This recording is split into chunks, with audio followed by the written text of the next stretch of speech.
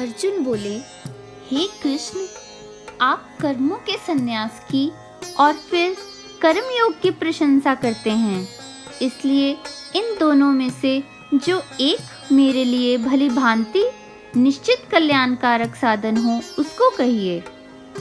श्री भगवान बोले, कर्म संन्यास और कर्म योग ये दोनों ही परम कल्याण के करने वाले हैं, परंतु उन दोनों में भी कर्म संन्यास से कर्म योग साधन में सुगम होने से श्रेष्ठ है।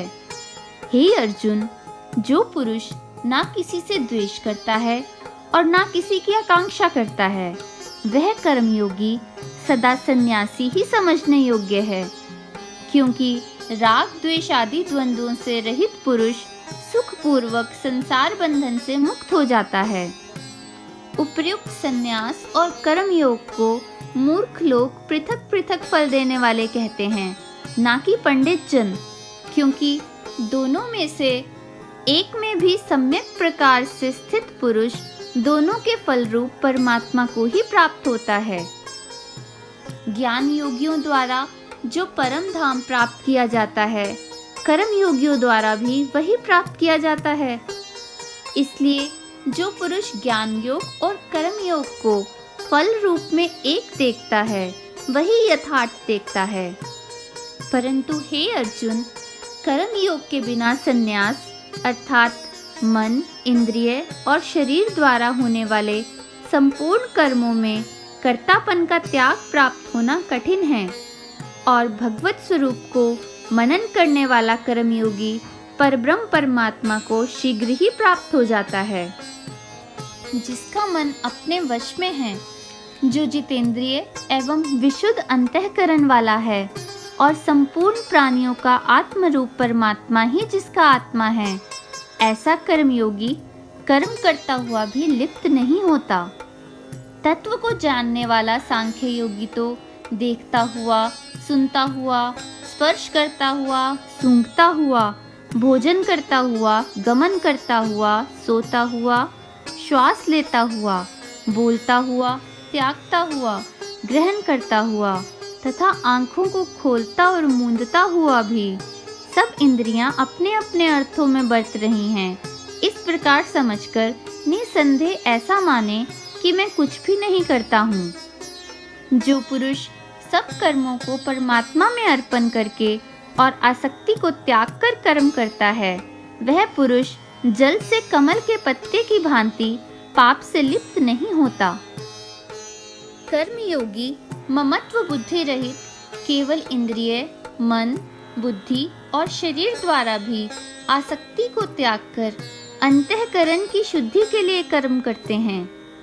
कर्मयोगी कर्मों के फल का त्याग करके भगवत प्राप्ति रूप शांति को प्राप्त होता है, और सकाम पुरुष कामना की प्रेरणा से फल में आसक्त होकर बंधता है।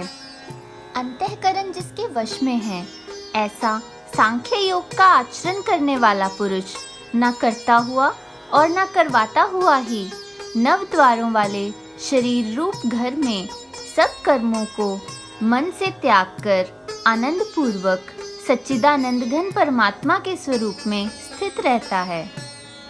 परमेश्वर मनुष्य के ना तो कर्तापन की, ना कर्मों की और ना कर्म फल के संयोग की ही रचना करते हैं, किंतु स्वभाव ही बरत रहा है। सर्वव्यापी परमेश्वर भी ना किसी के पाप कर्म को और ना किसी के शुभ कर्म को ही ग्रहण करता है, किंतु अज्ञान के द्वारा ज्ञान ढका हुआ है, उसी से सब अज्ञानी मनुष्य मोहित हो रहे हैं। परंतु जिनका वह अज्ञान परमात्मा के तत्व ज्ञान द्वारा नष्ट कर दिया गया है, उनका वह ज्ञान सूर्य के सदृश उस सच्चिदानंद घन परमात्मा को प्रकाशित कर देता है। जिसका मन तद्रूप हो रहा है, जिनकी बुद्धि तद्रूप हो रही है, और सच्चिदानंद घन परमात्मा में ही जिनकी निरंतर एक ही भाव से स्थिति है, ऐसे तत्परायण पुरुष ज्ञान के द्वारा पाप रहित होकर अपुनरावृत्ति को अर्थात परम गति को प्राप्त होते हैं। वे ज्ञानी जन विद्या और विनय युक्त ब्राह्मण में तथा गौ, हाथी, कुत्ते और चांडाल में भी समदर्शी ही होते हैं। जिनका मन समभाव में स्थित है, उनके द्वारा इस जीवित अवस्था में ही संपूर्ण संसार जीत लिया गया है, क्योंकि सच्चिदानंद घन परमात्मा निर्दोष और सम हैं। इससे वे सच्चिदानंद घन परमात्मा में ही स्थित हैं। जो पुरुष प्रिय को प्राप्त होकर हर्षित नहीं हो और अप्रिय को प्राप्त होकर उद्विग्न ना हो, वह स्थिर बुद्धि, संशय रहित ब्रह्मवेत्ता पुरुष सच्चिदानंद घन पर ब्रह्म परमात्मा में एक ही भाव से नित्य स्थित है। बाहर के विषयों में आसक्ति रहित अंतःकरण वाला साधक आत्मा में स्थित जो ध्यान जनित सात्विक आनंद है, उसको प्राप्त होता है। तदनंतर वह सच्चिदानंद घन पर ब्रह्म परमात्मा के ध्यान रूप योग में अभिन्न भाव से स्थित पुरुष अक्षय आनंद का अनुभव करता है। जो ये इंद्रिय तथा विषयों के संयोग से उत्पन्न होने वाले सब भोग हैं, यद्यपि विषयी पुरुषों को सुखरूप भासते हैं, तो भी दुख के ही हेतु हैं और आदि अंत वाले अर्थात अनित्य हैं। इसलिए हे अर्जुन, बुद्धिमान विवेकी पुरुष उनमें नहीं रमता। जो साधक इस मनुष्य शरीर में शरीर का नाश होने से पहले पहले ही काम क्रोध से उत्पन्न होने वाले वेग को सहन करने में समर्थ हो जाता है, वही पुरुष योगी है और वही सुखी है। जो पुरुष अंतरात्मा में ही सुख वाला है, आत्मा में ही रमन करने वाला है तथा जो आत्मा में ही ज्ञान वाला है, वह सच्चिदानंद घन पर ब्रह्म परमात्मा के साथ एक ही भाव को प्राप्त सांख्य योगी शांत ब्रह्म को प्राप्त होता है। जिनके सब पाप नष्ट हो गए हैं, जिनके सब संशय ज्ञान के द्वारा निवृत्त हो गए हैं, जो संपूर्ण प्राणियों के हित में रत हैं और जिनका जीता हुआ मन निश्चल भाव से परमात्मा में स्थित है, वे ब्रह्मवेत्ता पुरुष शांत ब्रह्म को प्राप्त होते हैं।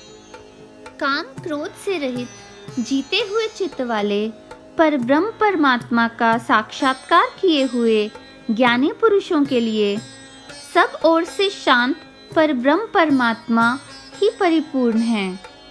बाहर के विषय भोगों को न चिंतन करता हुआ बाहर ही निकालकर और नेत्रों की दृष्टि को भ्रिकुटी के बीच में स्थित करके तथा नासिका में विचरने वाले प्राण और अपान वायु को सम करके जिसकी इंद्रियां, मन और बुद्धि जीती हुई हैं, ऐसा जो मोक्ष परायण मुनि इच्छा, भय और क्रोध से रहित हो गया है, वह सदा मुक्त ही है।